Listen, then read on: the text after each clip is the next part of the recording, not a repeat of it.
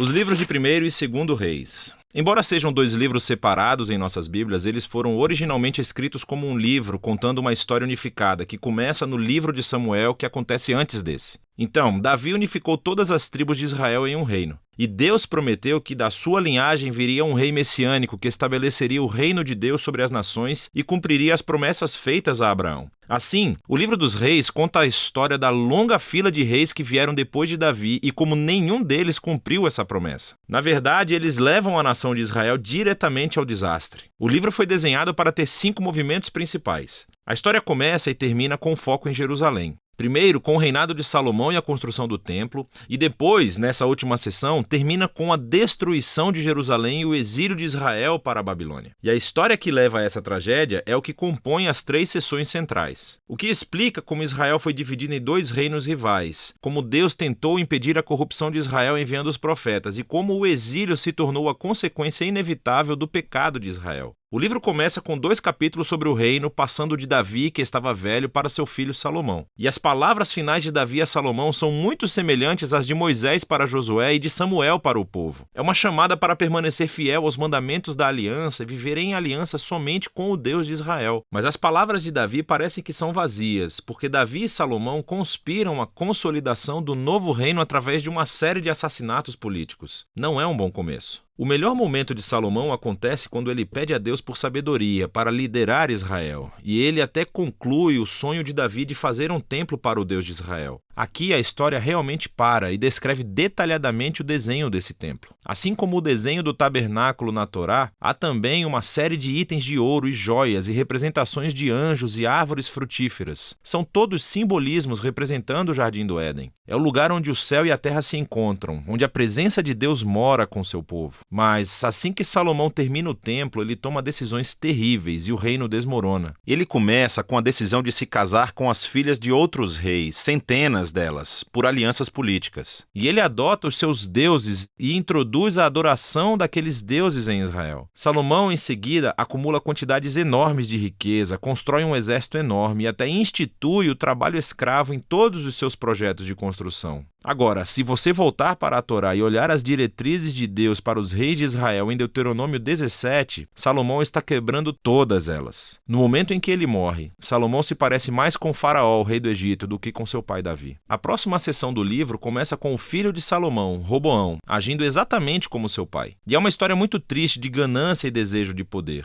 Ele tenta aumentar os impostos para o trabalho escravo. E sob a liderança de Jeroboão, as tribos do norte rejeitam essa ideia, rebelam-se e se separam e formam seu próprio reino rival. Agora, na história, você tem o reino do sul, Judá, centrado em Jerusalém, com os reis da linhagem de Davi, e esse novo reino do norte, chamado Israel, cuja capital, eventualmente, será Samaria. Jeroboão também constrói 2 novos templos para competir com o templo de Salomão no sul. Ele coloca um bezerro de ouro em cada um para representar o Deus de Israel. A conexão com o Êxodo 32 e o bezerro de ouro é bastante explícita. A partir desse ponto, a história vai e volta de norte a sul, traçando o destino de ambos os reinos. Cada um teve cerca de 20 reis sucessivos, e à medida que o autor apresenta cada rei, ele avalia o seu reinado através de alguns critérios. Eles adoravam somente o Deus de Israel ou instituíam adoração a outros deuses? Eles confrontaram a idolatria que existia entre o povo, e eles permaneceram fiéis à aliança que fizeram com Davi ou se tornaram corruptos e injustos. E de acordo com esses critérios, o autor não encontra bons reis no norte de Israel, 0 de 20. E então, no sul de Judá, apenas 8 dos 20 recebem uma classificação positiva, o que conecta ao outro grande propósito deste livro. E esse é o de introduzir a função dos profetas, figuras-chave na história de Israel.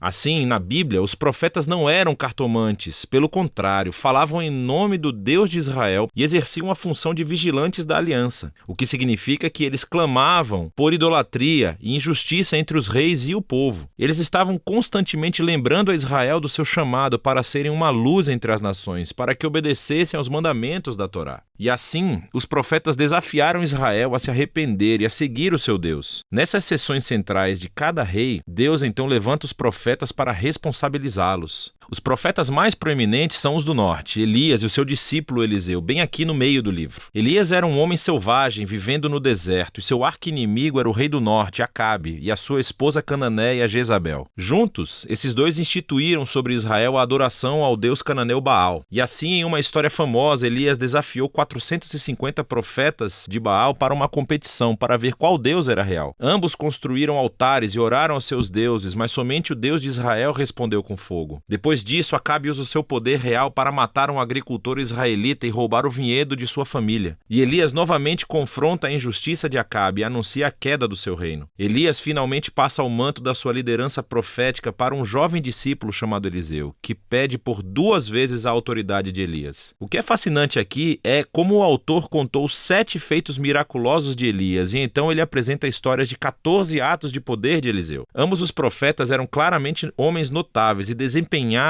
o mesmo papel, confrontando os reis de Israel por idolatria e injustiça. E, infelizmente, eles não conseguiram afastar Israel da apostasia. Na próxima sessão, o reino do norte é abalado por uma revolução sangrenta iniciada por um rei chamado Jeú, que destrói a família de Acabe. E embora Jeú tenha sido inicialmente enviado por Deus, sua violência simplesmente ficou fora de controle. E cria esse ciclo de assassinatos políticos e rebeliões das quais Israel nunca se recuperou. Depois de Jeú, acontece uma série de golpes de Estado. E cada rei segue outros deuses e permite injustiças horríveis. Tudo isso leva ao capítulo 17 de 2 Reis. O grande império mau da Assíria desce e acaba completamente com o reino do norte. E a cidade capital de Samaria é conquistada. Os israelitas são exilados e espalhados pelo mundo antigo. Agora, o capítulo 17 é fundamental. O autor interrompe a história e oferece essa reflexão profética sobre o que acabou de acontecer. Ele culpa a queda do reino do norte pela idolatria e infidelidade da aliança de Israel e seus reis. E assim Deus permitiu que eles enfrentassem as consequências das suas decisões. O movimento final do livro conta a história do solitário reino do sul. E aqui encontramos alguns reis muito heróicos, como Ezequias, que confia em Deus quando os exércitos da Assíria batem a porta de Jerusalém. Ou Josias, que descobre esse pergaminho perdido da Torá no templo. Ele começa a ler, sente-se convicto e institui reformas religiosas para remover a idolatria e as influências cananeias na região. Mas Judá está longe demais. O rei bem no meio desses dois, Manassés, é o pior de todos. Ele não só introduz a adoração a estátuas no templo de Jerusalém, como também institui o sacrifício de crianças. E assim Deus envia profetas para dizer que o tempo acabou. Israel atingiu seu ponto sem retorno. Os capítulos finais contam a história do Império Babilônico invadindo Jerusalém, destruindo o templo e levando o povo e a linhagem real de Davi para o exílio. Assim, a história termina e nos deixa a pensar: será que Deus está cansado de Israel? Será que ele está cansado da linhagem de Davi? Bem, o parágrafo final avança cerca de 40 anos até o exílio e conta uma história muito estranha. É sobre Joaquim, um descendente de Davi, que teria sido rei se retornasse a Jerusalém. O rei da Babilônia o libera da prisão e o convida a comer na mesa real pelo resto de sua vida. E o livro termina. Não nos diz muito, mas é uma história que dá um vislumbre da esperança de que Deus não abandonou a linhagem de Davi. Então a questão agora é: como Deus irá cumprir as suas promessas a Abraão, a Davi? Como ele vai abençoar as nações e trazer o reino messiânico? E para responder a essas perguntas, você precisa ler sobre a sabedoria nos livros proféticos. Mas por enquanto, esse é o livro dos reis.